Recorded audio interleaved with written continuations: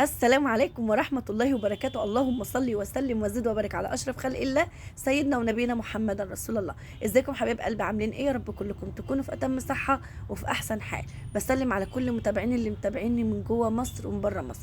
جزاكم الله كل خير، ربنا يخليكم لينا ويوسع أرزاقكم ويسعدكم. واللي أول مرة يشوفني بالله عليكم حط لي لايك واشترك في القناة وحط لي كومنت جميل كده من قلبك، تعبير يعني تعبير لحبك ليا. كتر الف خيركم لمتابعتكم الجميله ليه. هتعملي ايه النهارده يا شيري؟ هعمل معاكم فسيخ بناء على طلب ناس كتيره طلبته مني وقالوا لي يا شيرين اعملي لنا فسيخ كده معاكي بطريقتك انت. طبعا المتابعين دولت من بره يا جماعه، بس انا عايزه اقول لكم ان مبدئيا كده عشان تعملي الفسيخ لازم سمكه البوري اللي انتوا شايفينها دي ما يتعملش الا بسمكه البوري. بكام يا شيرين كيلو السمك عندكم؟ البوري ده ب 150 جنيه يا جماعه، الكيلو عامل 150 جنيه اللي انا جايباه قدامكم ده. عايزه اقول لكم انتوا هتلاقوا اتنين كبار واتنين صغيرين، الكبير ده عامل 150 والصغير ده عامل 130. خلاص، فانا جبت اتنين وجبت اتنين. الاربعه دول عاملين قد ايه 20 وزنهم؟ عاملين حوالي 2 كيلو الا ربع، 2 كيلو الا ربع. يلا قلت ان شاء الله مع حد حوش. هو احنا كل يوم يعني بناكل فسيخ؟ انا لو رحت اجيب كيلو فسيخ من بره هجيبه ب 350 جنيه، 350 جنيه. وتقريبا الكيلو هيبقى قد ايه؟ هيبقى 3 سمكات بس، يعني حتى الرابعه دي مش هتبقى موجوده. فالمهم حبايب قلبي كده قمت انا ايه، قلت اما اجيبه اوريكم انا بعمله ازاي.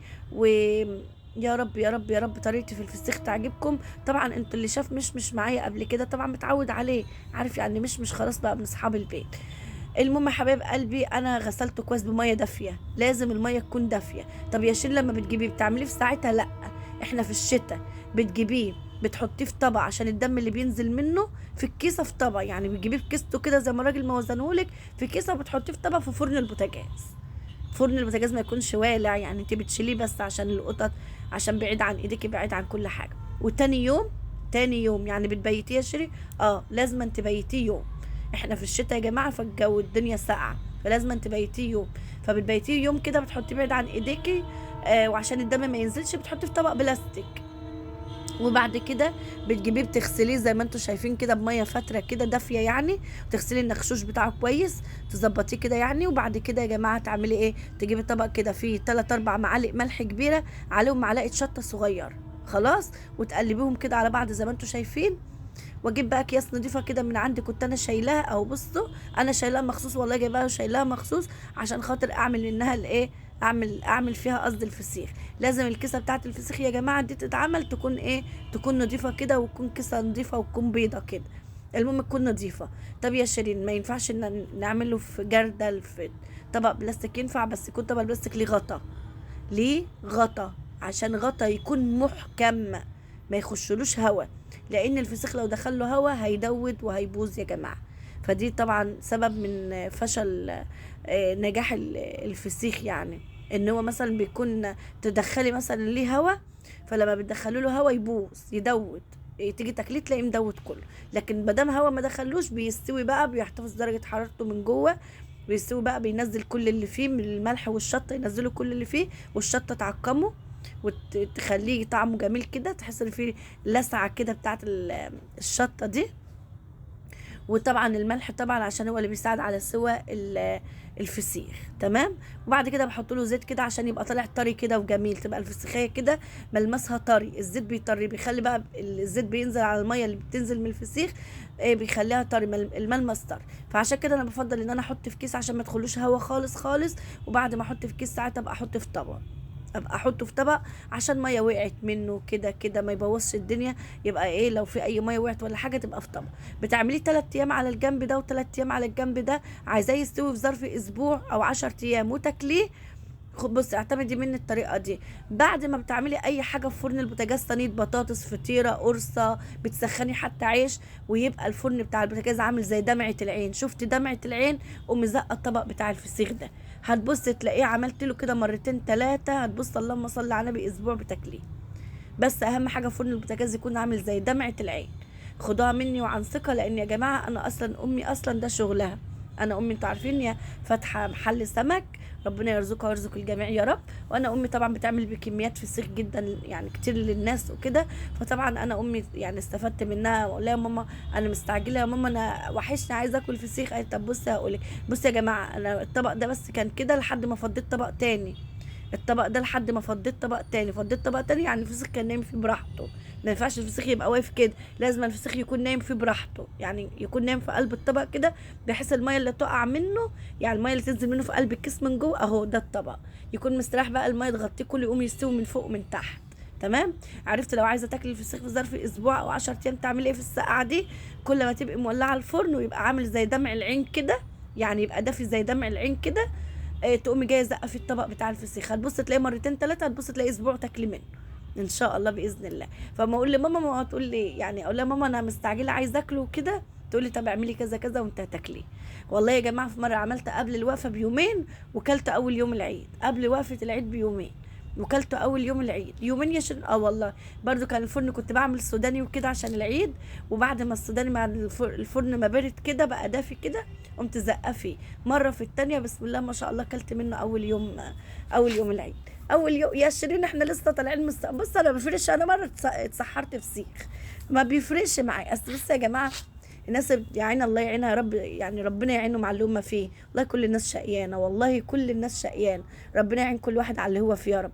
المهم حبايب قلبي الناس اللي تتسحر يعني حاجات خفيفه وزبادي وكلام من ده، عشان يعني هي شغلها بره وبتمشي في الطريق، بتمشي في الشمس، بتتكلم مع ناس، يعني واحده زي امي ديت ما ينفعش ان هي تاكل اي موالح في السحور، لانها بتتكلم مع الناس فطاقتها اصلا بتنزل، فممكن ريقها ينشف فتحتاج ان هي تشرب، فاهمني. لكن انا عن نفسي ما بطلعش من البيت، يعني انا ما بطلعش، ولو خرجت بخرج بعد الفطار، بعد الفطار اجيب بقى السوق، انزل السوق. عندكم السوق يشتري بعد الفطار؟ عندنا والله السوق جميل قوي بعد الفطار، احنا عندنا السوق 24 ساعه، تمشي في اي وقت تلاقيه 24 ساعه والله. بس يعني بيصعبوا عليا كده، بيبقوا متغطين بالبطاطين بالليل كده اهوت يعني، وقاعدين ربنا وحده اللي عالم بيهم، الله يعينهم يا رب. قلت لكم كل الناس شقيانه، ربنا يعين كل واحد على حاله. المهم حبايب قلبي بنزل يعني بعد الفطر، فانا بالنسبه لي ما بيفرقش معايا لا عطش ولا جوع ولا اي حاجه، انا كده كده بقوم من النوم اتوضى واصلي الظهر، ما فيش نص ساعه بص الاقي العصر مأذن، يا دوبك بس يعني ايه ارتب الدنيا كده، بص الاقي العصر اذن في رمضان، او ما انا بقى اصلي العصر وبعد كده ادخل بقى على المطبخ، انضف المطبخ واجهز بقى فطارنا اللي احنا هنفطر. فتحس ان اليوم اصلا انت ما عندكيش وقت تشربي اصلا كوبايه ميه، يعني حتى لو انت عطشانه ما عندكيش وقت تشربي كوبايه ميه، فاهميني ازاي؟ فهو ده رمضان مع شيرين، او مع شيري اسامه، او مع شيري حياه شيرين ونور. ربنا يا رب يصلح حالكم وحالنا. وهقعد اقول حسبي الله ونعم الوكيل في اللي قفل القناه معكم شيري اسامه، حسبي الله ونعم الوكيل، لان دي الاساس، انا عمري ما هنسى اصلي ولا هنسى اساسي انا طلعت منين. حسبي الله ونعم الوكيل في اللي كان سبب في قطع رزق اولادي، لان عايزه اقول لكم القناه دي كان عليها داعمين يا جماعه، وكانوا بيدعموني بجد وواقفين معايا. قناتي ما فيهاش مشاهدات وما فيهاش ارباح، فما فيهاش ارباح من اليوتيوب، فكان ربنا رزقني بناس كانوا هم معوضيني والله العظيم بجد، ربنا يديهم ويعطيهم ويوسع عليهم كمان وكمان يا رب. المهم يا جماعه قفلوا لي القناه دي، فانا بتمنى منكم وقفتكم معايا ودعوتكم ليا ان ربنا يرزقني برزق اولادي ان شاء الله. عايزه اقول لكم اللي رماك على المر قالوا يعني اللي امر منه، لان احنا كلنا يا جماعه والله وضع في مصر بقى بيصعب، يعني مفيش دلوقتي بقى راجل بشغلانه واحده يكفي بيت في مصر، انا متهيألي الراجل دلوقتي المفروض يشتغل 3 شغلانات في اليوم عشان يقدر يكفي بيته يا دوبك يا دوبك يعني. فطبعا ابو احمد شغال موظف وكده يا جماعه، وانا كمان من اليوتيوب، فكان كل واحد عليه حاجه، يعني ابو احمد كان مرتبه بيعمل مثلا بيدفع حاجات وكده، وانا كان من مرتبه اجيب اكل وشرب في البيت وحاجات من دي. فطبعا لما يقفلوا ويقطعوا مصدر رزق يا جماعه يبقى ده ايه؟ مش ده حرام برضو؟ حسبي الله ونعم الوكيل في كل حد ظلم، حسبي الله ونعم الوكيل في كل حد كان سبب في قطع رزقي او يعني او رزق اولادي، لان هو بامانه رزق اولادي قسما بالله ما رزق قد ما هو رزق اولادي. الله يصلح حالكم وحالنا وحال امه محمد يا رب. المهم يا جماعه ده الفسيخ بقى طبعا بعد ما استوى انا وريته لكم وطلعته بقى من الكيس بعديها، قعد قد ايه 20 9 ايام والله بالظبط 9 ايام، 9 ايام وكان مستوي بسم الله ما شاء الله اللهم بارك. بقول لكم مستوي مستوي، هتشوفوني دلوقتي وانا بفتحه. هنا انا قطعت بصل وهحط على البصل دلوقتي خل، انا بفتكر ان ازازه الخل في التلاجة اتراها خلصت، فدي ازازه كانت يعني انا قبل ما الازازه ما تخلص بكون جايبه غيرها. يعني بحس ان انا ما اعطلش يا جماعه، عشان عارفين ان انا بصور وكده، وان ده اكل عيش برضو، فانا احب كل حاجه تبقى موجوده عندي في البيت.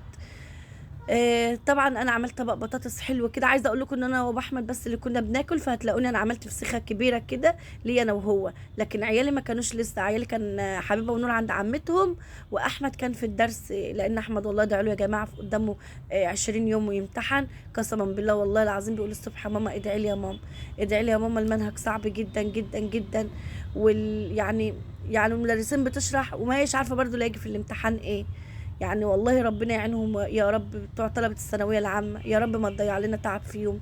يا رب انت اللي عالم انا تعبت قد ايه وابوهم تعب قد ايه. يا رب ادينا على قد نيتنا يا رب. اللهم امين، واصلح حالنا واحوال امة محمد يا رب، اللهم امين. يا رب الفسيخ يكون عجبكم، ويكون الطريقة بتاعتي عجبتكم في الفسيخ.